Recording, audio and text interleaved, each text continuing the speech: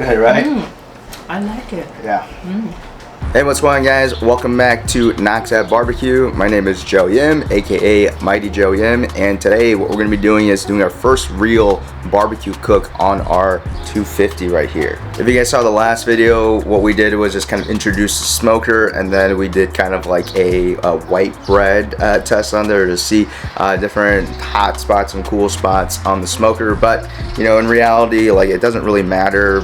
I feel like whether you use biscuits or white bread or anything else, the best way to test if your smoker will actually cook the stuff that you're really trying to do with barbecue is to use the same cut. So today for Father's Day, we're gonna be doing about 9 racks of ribs. I wasn't sure if I was gonna make a video on this one, but I thought it'd be pretty cool just to kind of casually show you guys, you know, what I'm trying to do when I'm playing around the fire, the best way to build a fire in this thing, the way that I like it. And also, I think it's really important for earlier cooks when your smoker is not necessarily seasoned up properly to make sure that you're able to see color development as well as fat rendering, which is something that you don't really see when you're doing stuff like especially white bread, because everything just turns into croutons. But today we're doing ribs, which I also think is a really good one to use because you can really see the color development. You can see if certain parts of the surface gets too dry, if it's too hot, and also on cool spots, if it's too cool, you can see how the color might not develop as fast in other spots. So I think ribs are a really good one to use earlier on. But yeah, let's get the fire started first. Most important part.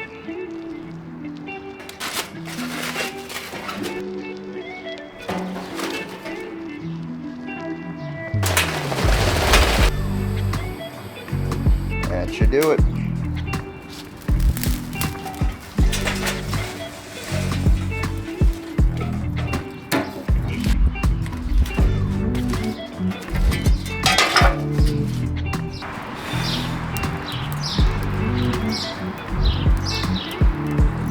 Alright, before I close this thing down and we wait for the internal temp to come up, just a couple things. I took out that front and top rack just because probably not going to use it, and it'll be easier to access stuff at the bottom without that there. I'm also trying to cook these ribs fairly quickly today just because I want to play around with that. And one thing I want to try to do is see if I could like rotate, you know, 4 or 5 racks of ribs, always kind of going to the top, and have that be kind of like almost like you're reverse searing where you're slow cooking and finishing hot at the end, and just kind of see if that works out. In terms of cooking temps, I'm not sure yet. I gotta see what this smoker can do and what 275 actually means on this pit. Like I said in many other videos about kind of cooking temps, like it really depends on your smoker itself. Like 250 does not mean 250 on every single pit.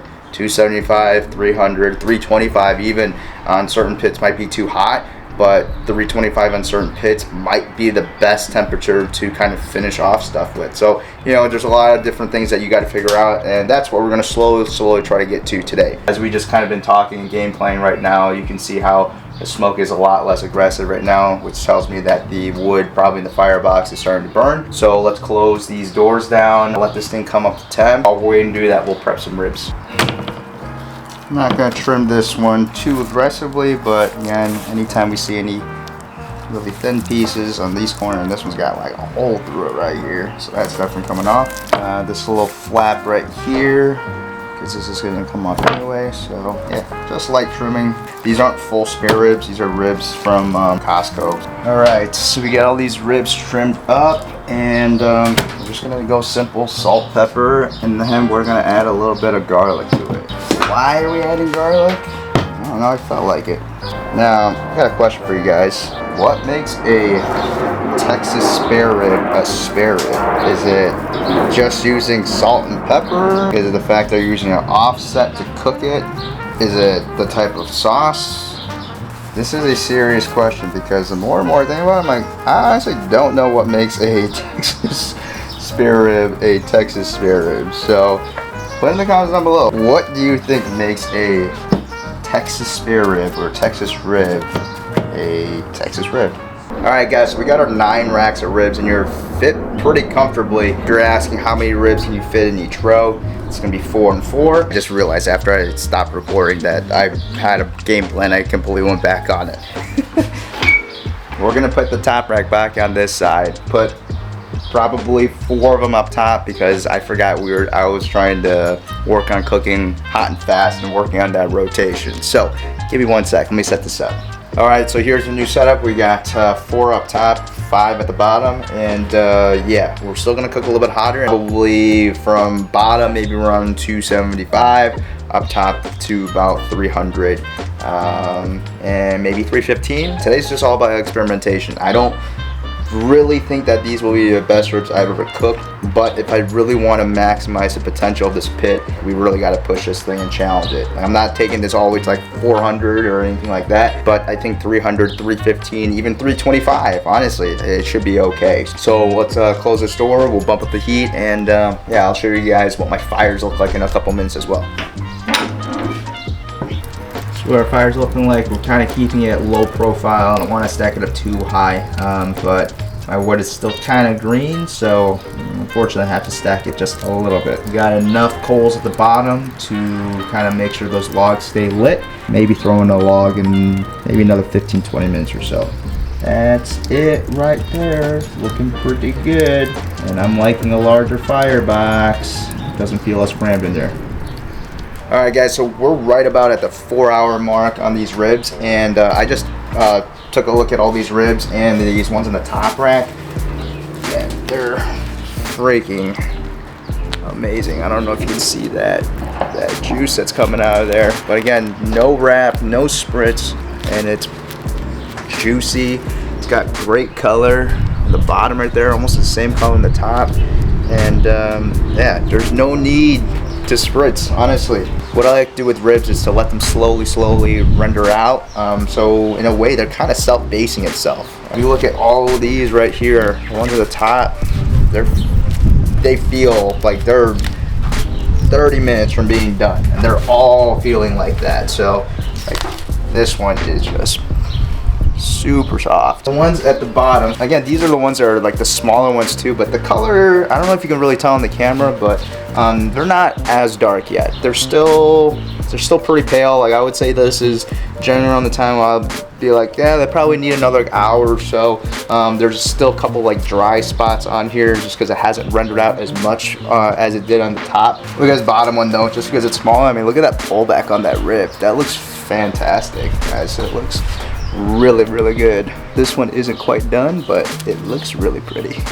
So what we're gonna do with these, get our glaze and get these glazed up so that we can finish these ribs first. Then we'll take the ones at the bottom, move up to the top. They'll probably need a little more time just to cook and to get a little more tender. And you know, after maybe an hour or so, we'll be able to glaze those and pull those off.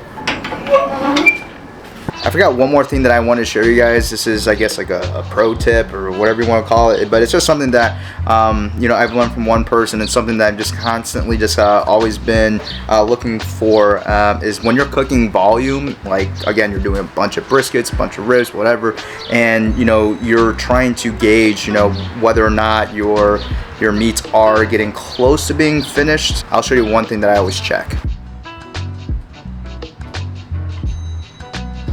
So this right here is a really good indicator for when you're cooking, you know, larger quantities where you're actually having a good amount of fat and just water that's being expelled outside of that protein, is you're gonna have a lot more aggressive drip coming out of here. So you know, as I was kind of going through the cook and I was trying to figure out, you know, whether or not it's time for me to check in the ribs like they are now. As I was filming and opening the door to cool down a little bit, but when it was hot and it was staying hot for a while, that drip was pretty aggressive. I always tell you guys that as you guys cook, you're looking for, you know, multiple cues on knowing when to check or move to the next step of the cook. And this is just a way for you to check without even necessarily having to really open up the pit. It's the same thing as, like, you know, you guys are asking yourself, oh man, do I need to hit my fire? You know, that log that I threw on, is it, you know, is it actually burning? And if you see a bunch of smoke coming out of your firebox or your smokestack, there's a lot of dirty smoke that's like just billowing out, then that's probably an indication that you should check in the fire. This is an indication for me to, like, oh, I should check to see if my ribs are almost done. Always look for a bunch of different things as you cook for clues to know how your cook is going. All right. So we can get all this evenly glazed, we're gonna pull this out.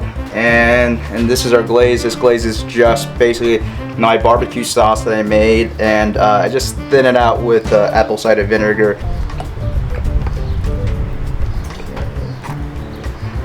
Sure, you guys have seen this method used by a lot of places, and it's just because it's a good way to add another layer of flavor.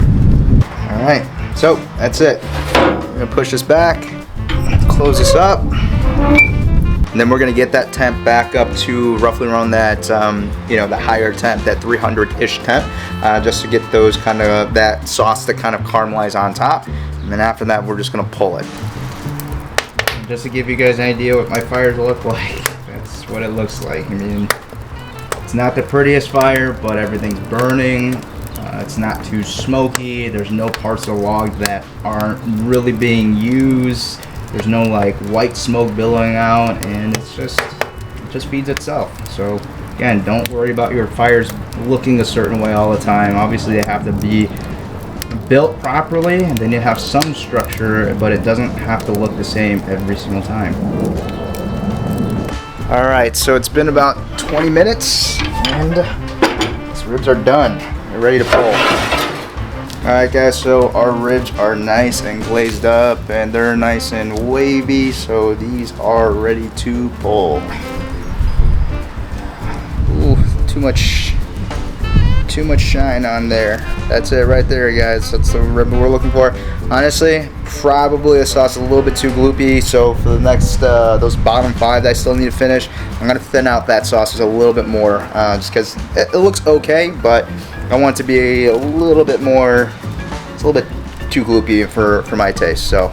But preference, you know, thin it out as much as you think you need to. Like I try to do when I go to other barbecue restaurants, I'm going to look at my own ribs and critique them the same way I would other places, but I'll probably be a little bit more harsh because they're my own ribs and I am my toughest critic. But yeah, let's take a look at them. First off, just based off aesthetics, I really love the color of these ribs. One thing that you guys might have heard me say a bunch when you're cooking ribs or cooking briskets, and it's something that you're going to wrap. You always have to push the color of the ribs or the brisket a little bit further, because in the wrapping process itself, with a little bit of extra like moisture and humidity, the color is going to start to fade a little bit. These ribs, we pushed them really far and got a really good color on them, and then when we just wrap them just to rest, it maintain most of its color. I think the flavor of the rib is exactly where we wanted to be. It was salty enough, it was sweet enough from the sauce. Lastly, tenderness. And this is where I felt like my ribs fell off a little bit during this cook. Maybe because I'm not used to cooking ribs this way. I'm used to having them wrapped and having the tenderness be a little bit softer. Even though I was able to get clean bites out of it, get the cartilage, the texture that I always like talking about, but I just felt like it could have gone just a little bit further. And so I would have liked to push these ribs for maybe another 30 minutes. So overall, it's a good 7.5 or 8 out of 10. But I feel like just doing this for the first time with trying a new technique and using a new pit, I feel like it's pretty good. All right, guys, so I hope you enjoyed this video of my first real cooking on my new 250 primitive pit. It was really fun just to be able to kind of try different things out and see, you know, how this thing cooks. You know, I hope you guys enjoyed just kind of what things I'm looking for as I cook, and it's really just taking your experiences from cooking on other pits and just your own knowledge of, you know, what you're looking for in ribs, brisket, sausage, chicken, all that kind of stuff to figure out how do you cook on this new pit to match the thing that you actually want in your end product. I was a little bit worried that it was gonna take me some time, or like I wasn't gonna get a good enough color just because it's brand spanking new, but no, it cooks great, and I feel like it's only gonna get better, and the food is only gonna get better as I start to learn this thing a little bit better too. That's the end of this video, guys. I hope you enjoyed it as much as I have. I'm really looking forward to you know, seeing what else this thing can do with other cuts, and I have a couple ideas of things that I want to do, but if you have any suggestions for me, I would love to hear that in the comments below. Please make sure to like, subscribe, share this video with your friends, and I'll see you guys in the next one.